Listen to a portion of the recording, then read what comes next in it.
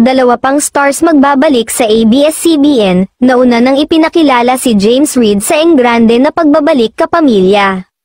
Ngayong araw naman ay ang aktres at TV host na si Maha Salvador.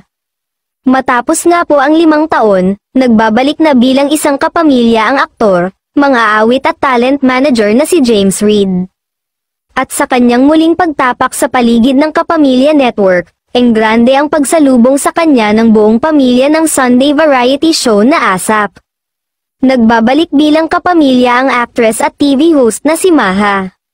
Si Maha ang ikalawang kapamilya star na magkakaroon ng grand homecoming sa ASAP.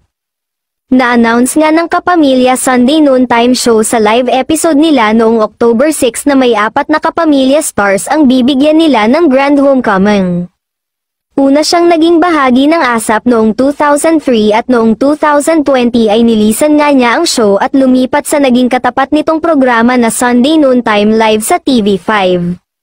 Bukod kay James at Maha, asahan na raw ang ilan pang serye ng homecoming sa Kapamilya Network sa mga susunod na araw, na dapat nating aabangan, bilang on the road na ang ASAP sa kanilang pagdiriwang ng kanilang ika-30 taong anibersaryo sa 2025. Sino-sino pa nga kaya ang aasahan na magbabalik na 2 pang kapamilya, may bago nga kaya namang gagaling sa ibang network.